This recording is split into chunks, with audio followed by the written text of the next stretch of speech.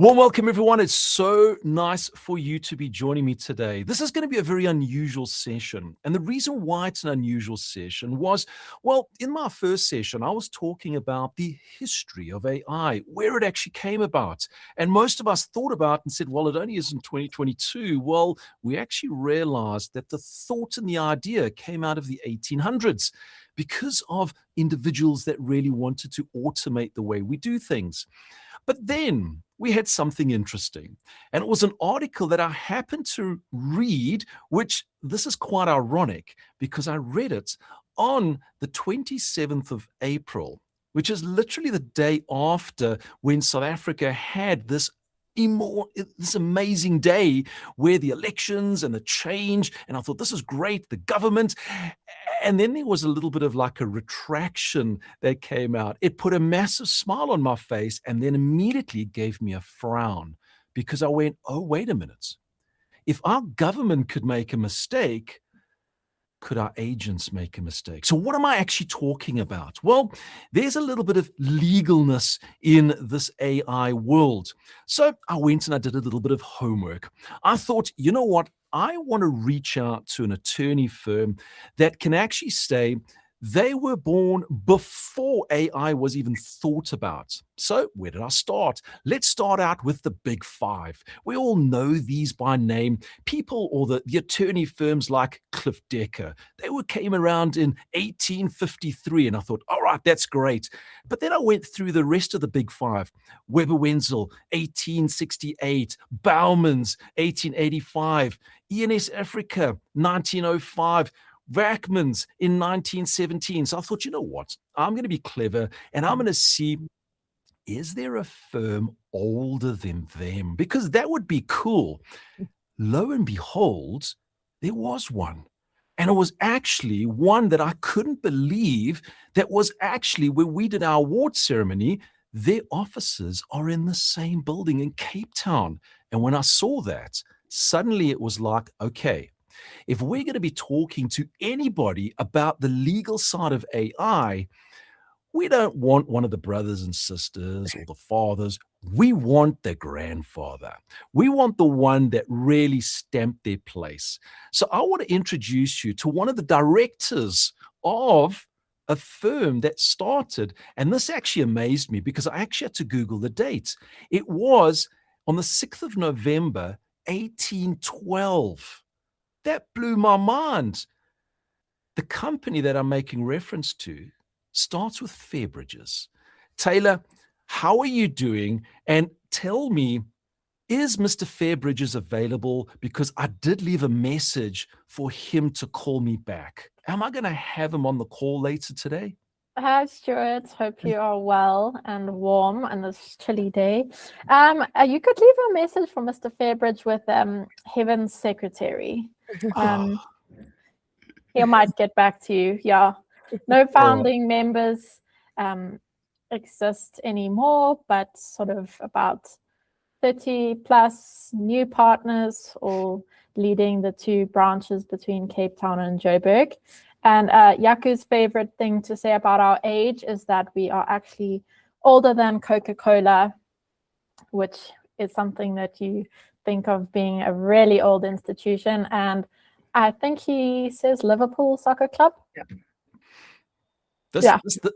This was one of the reasons why I wanted to go, let's call it the great-great-great-great-granddaddy of the legal entity in South Africa. So Taylor, give us a high-level overview. Who is Fairbridges as the actual legal firm? What do you do? Just give us the nice high-level overview of the actual company itself. So we're a full-service firm, lots of different departments: family law, commercial, litigation, sort of mergers and acquisitions, competition law, estates. We've got an estates department. So full service, you could walk in here and really get anything done. And sometimes things start as a property matter, turn into litigation, or turn into an divorce to be done, or some, so we are able to assist all of the clients on, and if not in the Joburg office, we do have the Cape Town office who might have some more specialized practitioners there. You hop on a Zoom call and we can still assist you. On the conveyancing side, we obviously have our department here in Joburg as well as Cape Town. We are on all the bank's panels, either in the Joburg office or in the Cape Town office. So again, full service in the conveyancing sphere. Yaku is our main director in the department, assisted by myself. Tanya does our conveyancing litigation. So again, we've extended the service to, should any of your matters need litigation, a letter of demand or a commission claim, we are very happy to assist there. And yeah, we about 120 staff between the two offices, so we are large in that respect. And yeah, we are so happy to be here today to be talking about this very cool new topic that is on everybody's minds.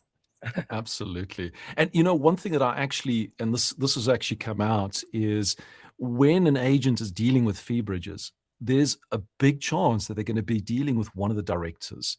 So not just dealing with let's call it a secretary right down at the bottom, and you just cannot get through. Yaku's actually got a reputation where it could be a Sunday lunchtime, you send him a message, and next minute you get a call back, which is extremely unusual for a director to get personally involved. Is this something that is just Yaku and yourself, or is this something, a policy within the company to make sure that the service level is elevated to a new level? No, it definitely runs through the whole company. The motto is kind of, if I can't answer right now, we'll get back to you as soon as I can. And we all know that matters in business like to pop up on the weekend. So we really can't afford not to be available. We can't afford to turn the phone off and turn it back on the Monday. And just to go back to what you said, yes, you are always dealing with a high-level employee when you are dealing with, specifically because that's what I know, the conveyancing department. So the transfer will be run either by Yaku, myself, or Tanya. We are all directors. We are client-facing. We are sending all the updates to the clients. We are getting instructions directly from the clients, and we meet with the clients when we sign the documents as best as we can and as much as we are available, so that the clients feel that we're taking it seriously, that they are, again, not speaking to someone who's sitting in the back office who has to take a message because they don't know what's going on in the matter. Of course, we do have admin staff in the background who graciously assist us every day, with the drafting and all the background work that needs to take place. But you will deal with us. We know what's going on with your matters. You can message me on a Saturday and I will know what's going on with your matter. And we are ready to assist. Yaku says he's available 24/7. Stuart, you've clearly tested him on that, and you can confirm that is the truth. He's so passionate about it, and his passion has really spilled over to all of us, where, I'm not annoyed if my phone rings on a Saturday and it's an agent, because I know that they're probably doing an offer or something important. They wouldn't be phoning me if it wasn't important. So it's not a chore for us. We really love what we're doing. We're passionate, and we'd love to assist you guys. Absolutely. So, and the reason why I brought Fairbridges, yes, I've had interactions with Fairbridges, but I really wanted to get the oldest firm in the country. That was really my biggest thing, because they have got more years of experience. And if we think of the big five, they were probably the sons and daughters of Fairbridges, somewhere along the line, because Fairbridges is like nearly 40 years older than them, which blew my mind. But let's talk about this little incident that put a smile on my face, and then it immediately put a frown. This was that little note that came out by Reuters, which was on the 27th of April. And I have this article which is up in front of me. And it actually was a draft from the National Artificial Intelligence Policy from South Africa. So our government decided we need an AI policy in place, which I agree. But then it was retracted because it had hallucinations inside. So I was just wondering if they'd maybe mixed up AI with maybe the cannabis industry and brought that together, because there were 6 kind of errors where the AI had created its own sources. What do you know about this AI policy? Why was it to be created? It's been retracted. Is it going to come into play? What is your input on this particular policy, which puts a smile on my face and then a frown straight afterwards? Sine, I know you prepared the whole speech on the AI. Do you want to jump in on that one? Yeah, no problem. I do think it's a not for now, but it will definitely happen in the future. I think we're all still learning, including AI. It's constantly learning. So whatever we feed it, it learns on a daily, per split second. So I think it's something it's definitely going to happen, and in the near future. I don't think it's going to happen next month, but I do think it's going to happen eventually once we find our bearings and understand it a little bit better. I think it's also, we have to remember, and I apologize if you can hear the background noise, we're busy with renovations. I think we tend to forget that we do live in South Africa, and we're, as much as we would like to think we're forward, think we were always 2 steps behind the leading, or the big five. If you look at a global standard, the likes of England and Germany, and let alone China and Japan, when it comes to AI and robotics and things like that. So it's definitely something that will happen. It's something all countries are working on. We're not that far behind. I just think everybody's still adjusting and getting used to it. So I think that's probably the main thing. It's not a never, it's a soon to be continued, or soon to be released. I think that's the main thing. I think we just need to find that medium between the POPI Act, which we have, and I'll chat about it later, and all the legal entities already, and then artificial intelligence as the new entity. And where do they meet, and where are the lines grey, and just establish that. All right, no, fantastic. And this is something, so it's a draft that's in process. So now I want to close off with Taylor, I want to close off with yourself, because there's something which is a misunderstanding in the legal worlds. We've got legal in South Africa, but there's also legal in the UK, and there's legal in, well, the US. And for a non-legal person, they think law is law, doesn't matter where you are in the world, but that's not true. Law is very, very different. What is the law in South Africa, and why is it different to the law in the US? So it came from sort of our common law foundations, which we came from the Roman Dutch law. So we incorporated the principles of that system, whereas the English sort of created their own legal system, and America, or the US, follows that. For example, those two are both countries that still have the jury system. We don't have the jury system, have not had the jury system, because it wasn't one of the principles of our law. We've always had the judge or the magistrate as the adjudicator, and not a peer adjudication. So that's a large difference between the two. And yeah, it just comes from how our law developed, from the founding fathers. So even for me, if I wanted to immigrate to London or to New York, I would have to sort of almost redo my course. I'd have to do a bridging course, because the law is so different. And the law in the greater scheme of things is the same. But, when it comes down to the actual acts and the way that they apply those acts, that's where the differences is. So that is what is dangerous about AI. If I go on ChatGPT and I say, how do I evict someone?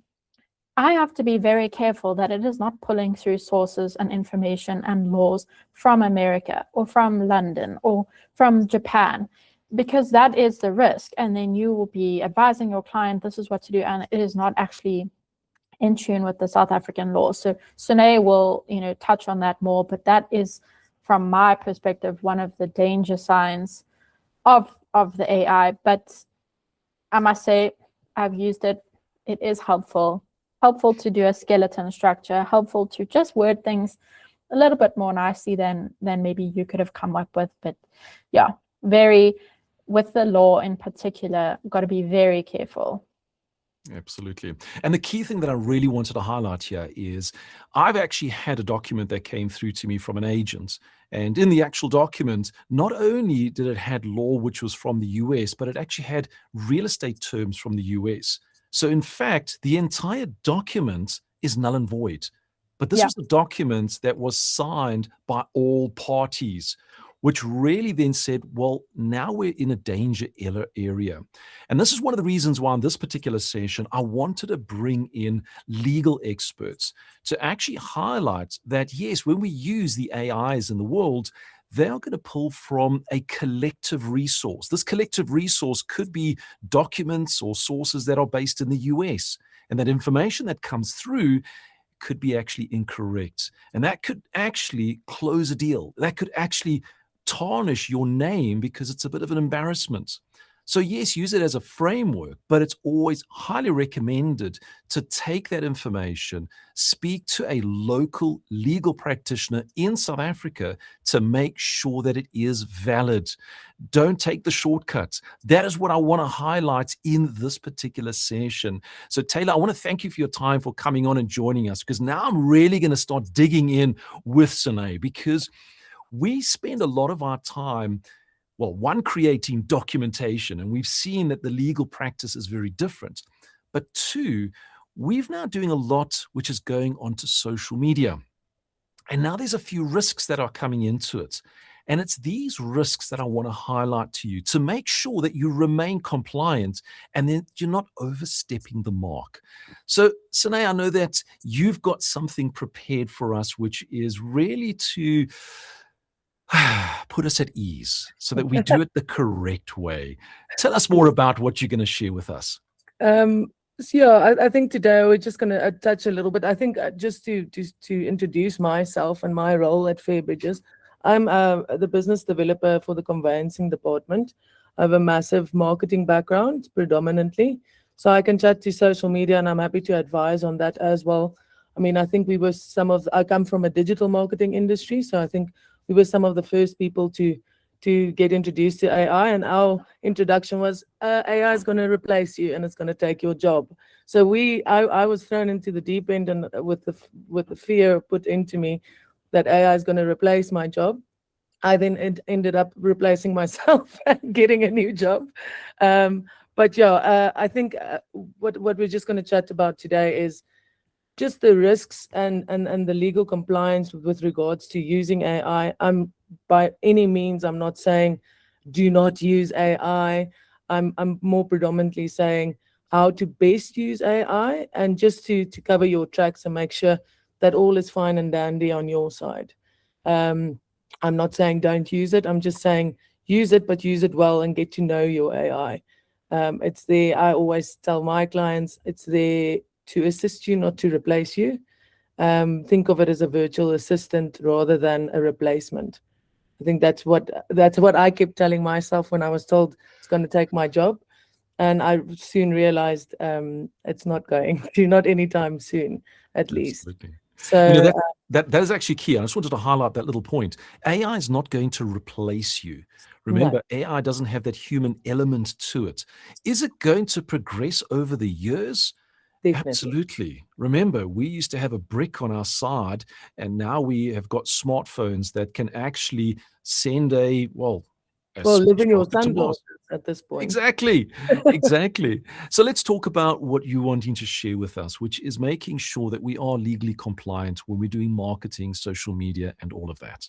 Yeah, I think there's some boring parts to this presentation, but at the end of the day, I would like for it to be a conversation and just say where your agents have also used AI, and maybe we can advise as to what would potentially be a better way to approach it. I don't think there's anybody who, except for my father, but he's 70, that hasn't used AI, at least not unless it was by accident through Facebook. But I think everybody has come into contact, whether it was with Gemini or OpenAI or the big old ChatGPT that everybody knows. So yeah, let's get into it, I guess. Go for it. Looking forward to it. Now I just need to figure out how to share my screen on this tool.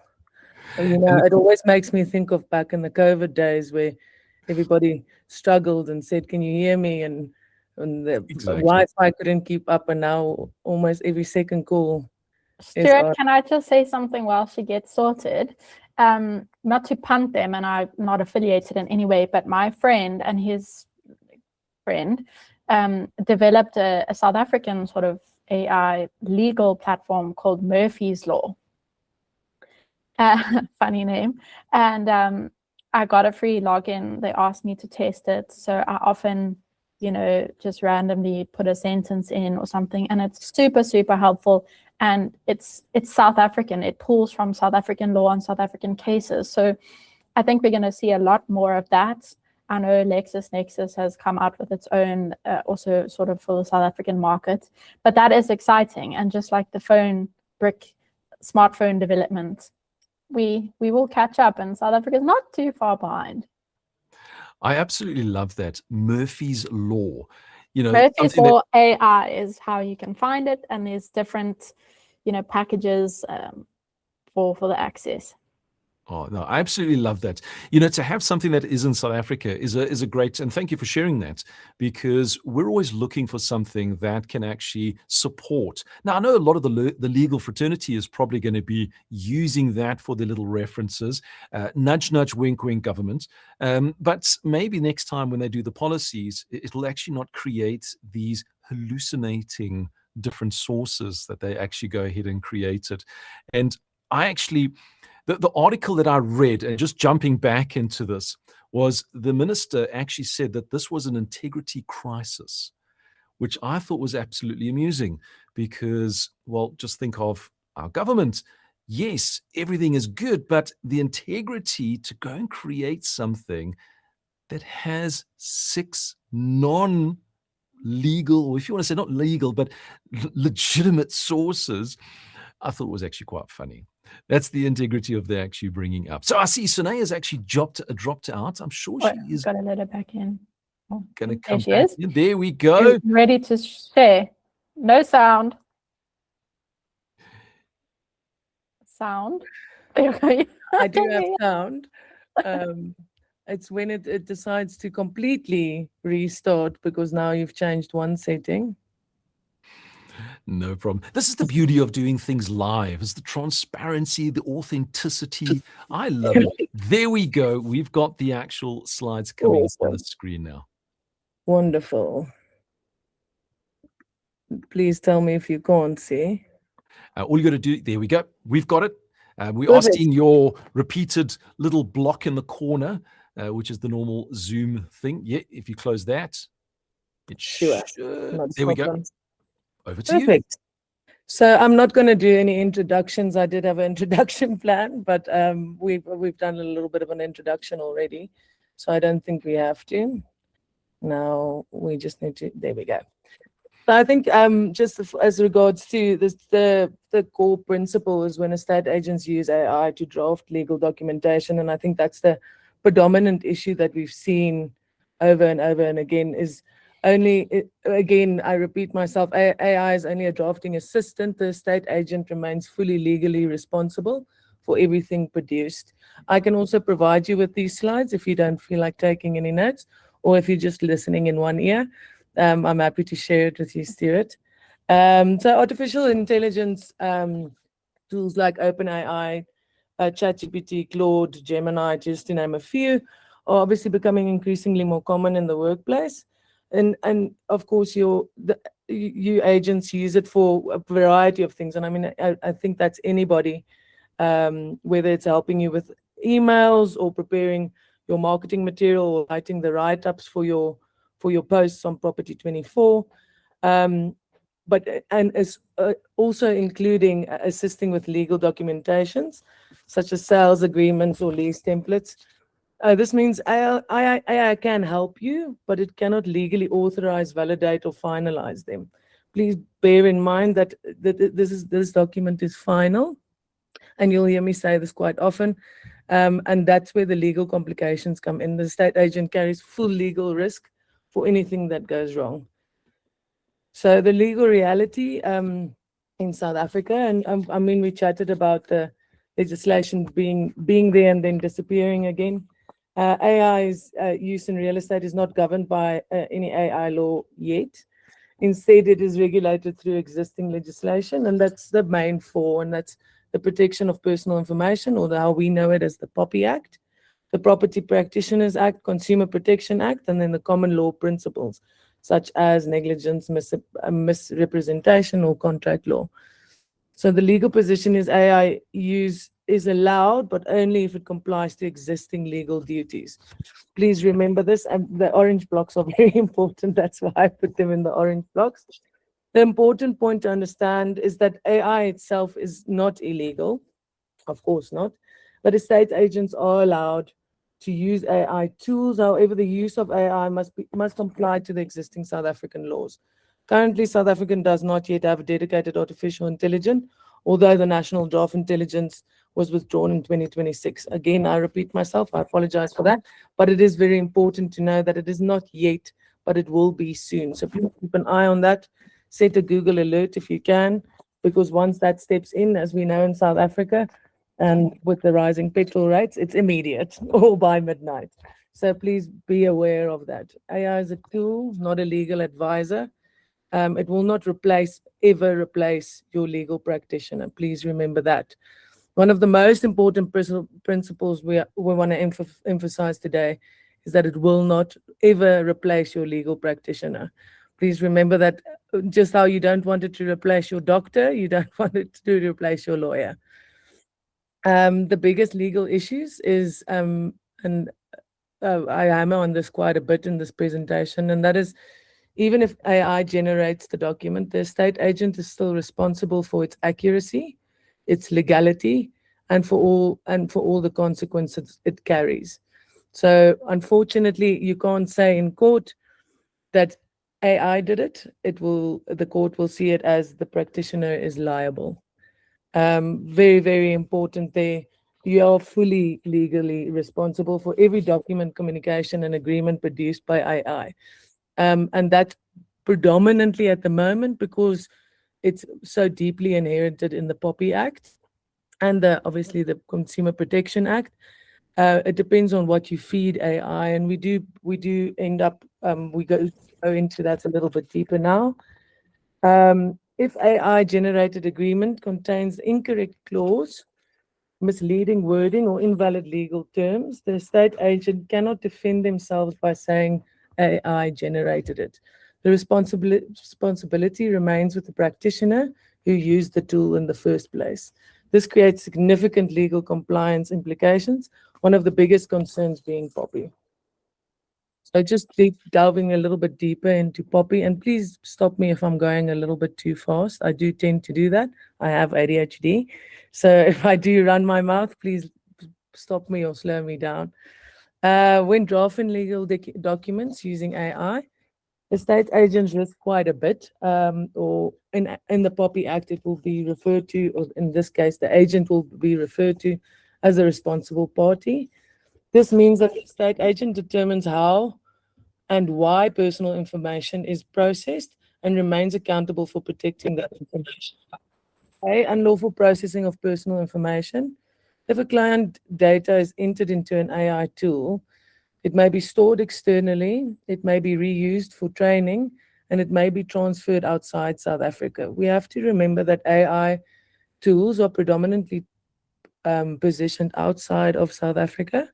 There are some local tools that people are working on, but not the most popular ones. They do cross international boundaries, and that runs the risk of sharing personal information across borders, which poses an even larger risk and an international risk. This creates what my advice would be there, or what our advice would be there, is if you do use AI to draft a document, refer to it as party A, party B, and then fill in that information post the drafting by AI, so that no personal information is actually shared with the AI tool itself, if that makes sense.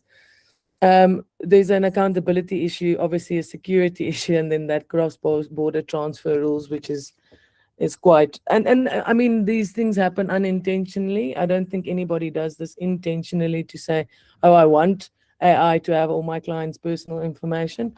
I just don't think people from the get-go think about the fact that they're sharing it across borders, or with or that person's name might pop up in somebody else's search, or even worse, ID number or net worth, or anything any more important like an address. I think just to bear that in mind is always, and keep that top of mind, is very, very important. Confidentiality breaches, obviously you sign and you have a relationship with your client. Sensitive information may be exposed if if you are signed into AI and it retains your prompts. AI will then eventually use it as part of its learning. And then they can, like I mentioned before, spit that information out to somebody else that is searching for something similar. Data is accessed or leaked, very similar to what I just said. If you put in information like an address or a net worth or email addresses or ID numbers, that can be leaked to unsuspecting humans, but it could be quite dangerous to them. And then third-party systems are compromised, in the sense of, if people have enough information about you, they can potentially gain access to other platforms that you are active on, for instance, banking. So it depends on how much information you give AI, but you have to remember, like I've mentioned, is AI is constantly learning by the second, and it learns by learning from other people and other people's behavior and searches. So the more you teach it, the more it will feed you back. I often say to people to train, if you look at AI as an assistant, to train it like you would an intern at your office, right? The way you speak, the way you are towards clients, so that they eventually become like a mini you. So they speak like you, they act like you, they eventually give information the way you would, so that it becomes an extension of yourself, if that makes sense. So the more you train your AI, the more helpful it will be. However, please always bear in mind that it will never replace any legal entity. Do not ask it, just how you would not ask it how to perform open heart surgery. Please don't ask it to draft you documents on any property aspects, or any legal aspect for that matter, whether it's your divorce or your marriage certificates, or purchasing of a property. So many AI platforms information on international service, which may trigger cross-border data transfer concerns under Section 72 of the POPI Act. Just if you want to go learn a little bit more about that, that's freely available online to you. For this reason, estate agents should avoid entering sensitive information to AI platforms where possible. So just on that, sorry, I'm just keeping my notes on the side here.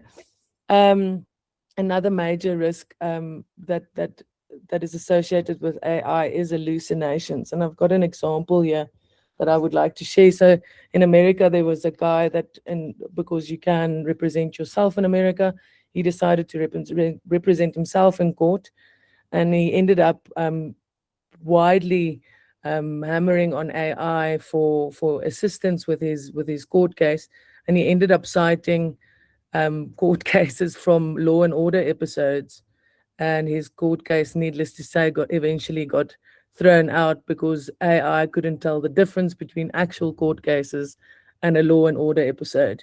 So that's just an example of an hallucination.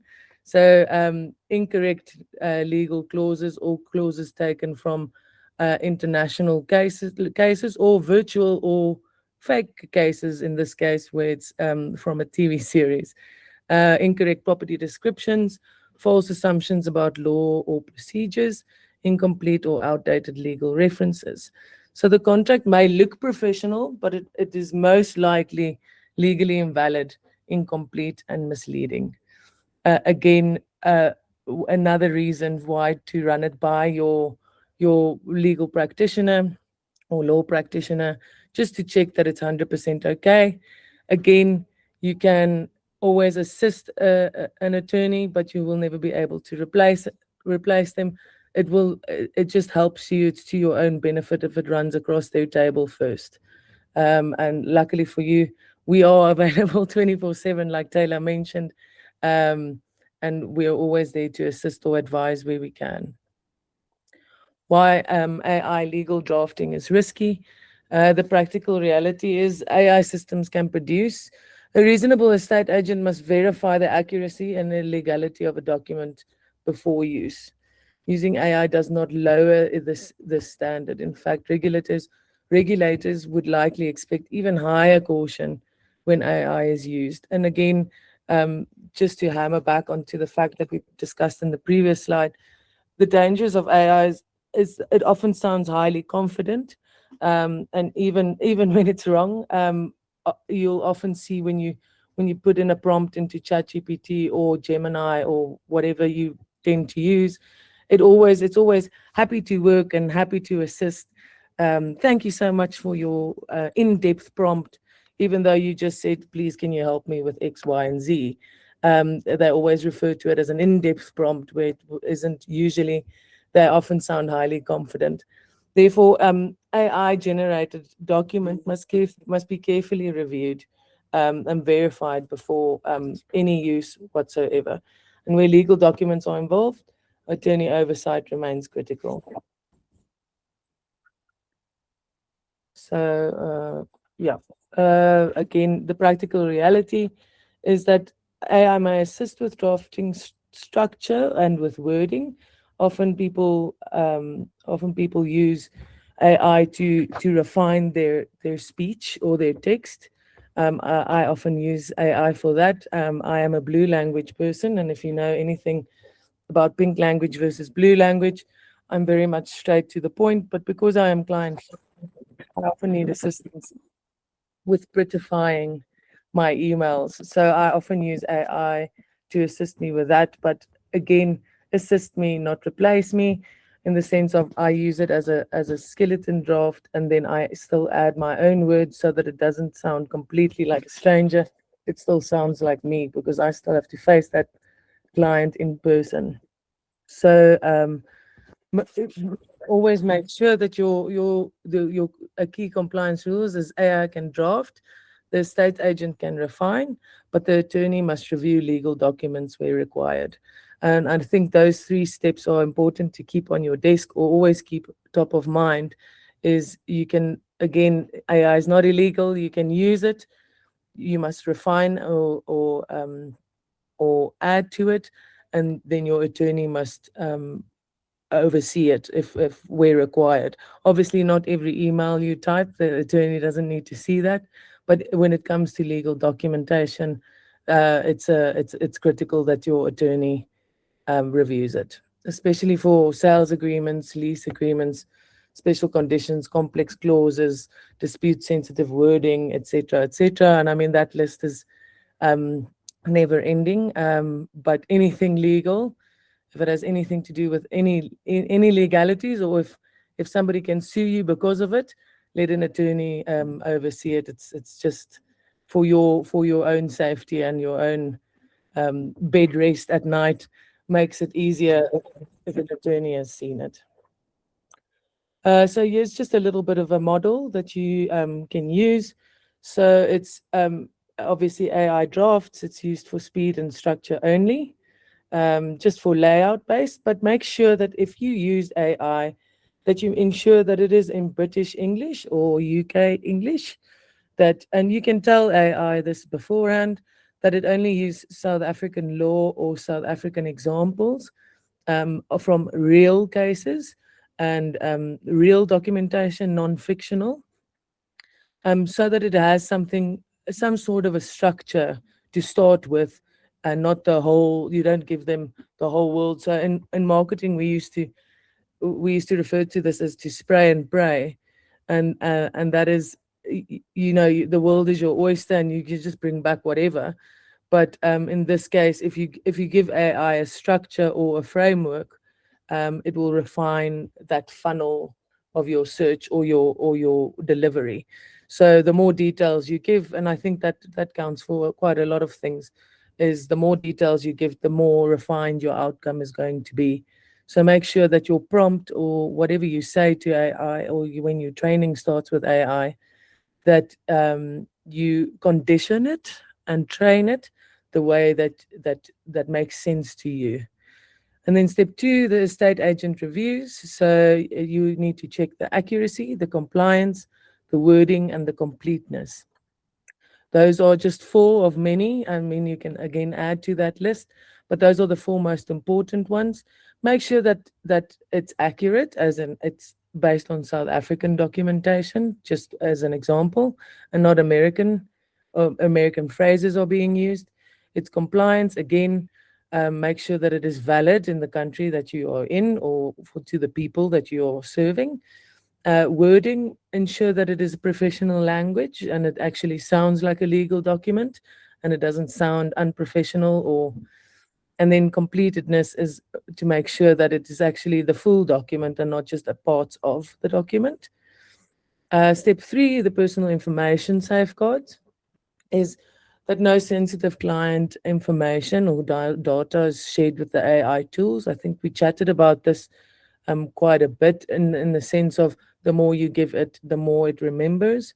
So please remember that about yourself as well. People tend to like to jump on these AI trends. I'm sure some of you have seen the Met Gala trends. What would I look like if I went to the Met Gala? But people tend to forget that they are actually uploading photos of themselves to a massive machine that is sharing it with other massive machines. And to make sure that you are aware of the fact that you and your dress is, or in your suit is, that photo is available to essentially everyone in the world, and that your face can then be used for other things like facial recognition or security purposes.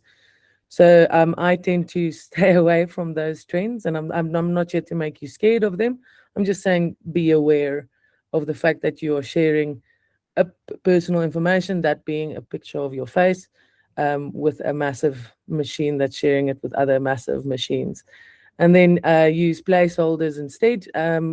As I mentioned, refer to it as client A, client B, or seller, buyer, or anything that makes sense to you, so that you can fill it in after the draft or the framework has been finalized.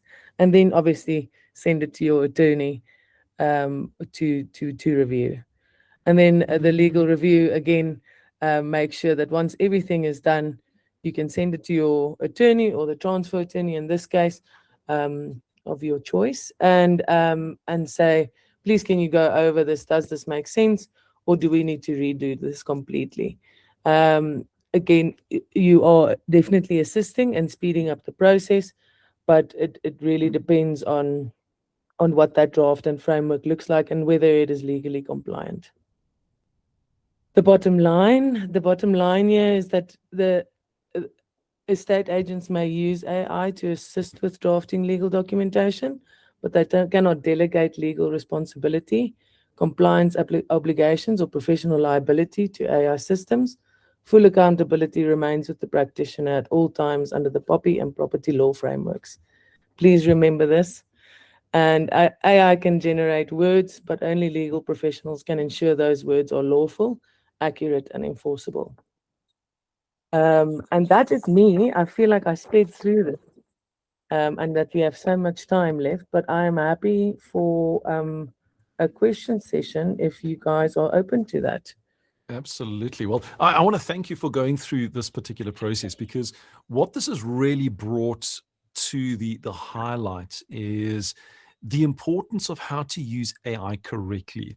And one area that I really want to highlight to all the agents is caution putting in your client's details. Taking an offer to purchase, scanning it in and saying, please give me a review, especially if it's an offer to purchase from a different agent. There's bits and pieces of information that's going to be extracted. And you've got to be very cautious about this. I love the way that you say if you upload your photo, it's going to a machine that's going to a bigger machine that's going out to the world. Yes. And I think it's not to scare, like you said, but that actually just brings it right to the top of your mind. Like, wow, what could a machine be doing if it has my face, if it has my ID number, if it has all my contact details, it has a bank statement that I went and uploaded to say, please help me with my expenses. It has all that information. That information you think is safe. And that's where the biggest clause comes in, because it's actually getting shared out with these bigger machines out in the actual open, which is scary. Yep, Yeah, I it think is especially scary. because there's no act yet, and the lines are still very grey, and people are unsure about what they can and cannot do, and what stands in court and what doesn't. I think it's very important to notify that, just even be more overcautious rather than not be cautious at all, and say, actually, I'm going to use AI to help me write emails, but that's about it. I'm actually not going to ask it to draft legal documents. I'm actually just going to ask my attorneys to do it, because me as the agent don't actually pay for it. So I'm actually just going to ask the attorneys to do it for me. Exactly. That's why they studied for what, I think it's maybe 3 months, and then they got their license from a local store. No, they study for years. I know my daughter's going through the process, and it is a long-winded process, but it's why they call them legal professionals.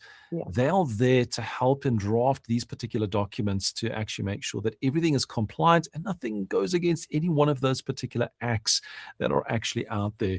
So, Sine, I actually want to thank you for that presentation. I know you said in the beginning it might be long, it might be drawn out, but it was extremely informative and I'm glad. really highlighted so many different points that I don't think many of us were actually aware of. And now you've actually done all of that. So let's go and open up to a Q&A. If you do have any questions, you are more than welcome to either pop it into the actual chat box, or alternatively, I have turned on the microphones.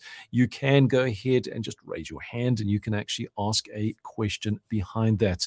So before we go into that Q&A, and that's just prepping everybody to do all of that, Taylor, I just want to say thank you for coming into this particular session. And any final thoughts or words from yourself around what we've discussed today? I just want to say I was meant to go off after the intro, but I actually stayed on and I really enjoyed this. I must say, thought the presentation was very cool, very apt. Like Sune said, I often also would just use ChatGPT if I'm looking for how to word an email nicely, just prettify something, a specific clause, but I just don't think we can trust this yet for full documents to be generated. And I agree very much with what you said about the personal information. Don't be putting in your full seller's names and things. You know, that's all things you can fill in afterwards. So 100% agree with that. Yeah, it's a cool space that we're going into. It's a very helpful tool, also a dangerous tool. So, you know, if we all just remember that, Jaco had a transfer that he was doing where the guy was very clearly using ChatGPT and copying things, and you could see it, like it said there, like generated by ChatGPT or something. So we knew he was doing that. And so the thing is, if you're purporting to be something that you're not, it's going to start irritating people as well. So edit it, like Sune says, to within your means. Let it still sound like you. And then I don't think Stay away from the big dash, guys. I think anybody who has used AI knows the massive dash. It's a dead giveaway that you are using AI, because nobody, especially in South African or UK English, uses that dash at all. For us, it's usually a comma or a semicolon. If you're doing at least that, remove the big dash, just please, especially from your social media posts. And have the wherewithal to proofread it before you send. Don't just be copying, pasting, sending off. Yes. Edit, make it sound like yourself, and it's a very helpful tool. So yeah. use with caution. Fantastic. Thank you so much, Taylor. I know that you were busy on your schedule, and I want to thank you for your time, for actually coming into this particular session and just highlighting a few of those legal areas that probably has answered the questions before anybody even thought about that. So again, thank you so much for coming on to today. And Sine, I want to say a huge thank you, because we all know that doing any form of legal presentations can be a little bit monotonous and boring, but I know that it had people at the edge of their seat with the information that you actually shared. So any final thoughts, comments, or words from yourself to close up? I must say, I must give you props for running these sessions. It's the first I've come across in the industry. I have honestly, I've worked with a lot of agents, and some of them just, they're not interested in more information. They just use ChatGPT for the reason. Some of them use Facebook, which is terrifying. But yeah, so I must commend you for running this session, or these sessions. I know there's more than one. Please, guys, learn from it. It's not widely available. So if it's given to you, please take the opportunity to learn from it, because you obviously get access to people that know quite a bit more about it in the industry, especially when it comes to social media and the legal aspects. So please learn from it and take some notes while you're at it, because not everybody has access to this kind of information. Fantastic. Without using AI. Without using AI. So this is another session in the month of May, spelled MAI, a month where we take, well, all information around AI to help you, not only from the history of AI, but we've gone through the legal aspects of AI. We've also got future sessions where we're going to be looking at different techniques to help us with AI to enhance our business. So from myself, Stuart, I want to thank you all for coming into this particular session. Do look out for more sessions that are going to come out that really is going to help you to enhance your AI experience. Remember, AI is not here to replace you. It's here to help you. So you have an absolutely fantastic day forward. Until our next session, it's a cheers for now.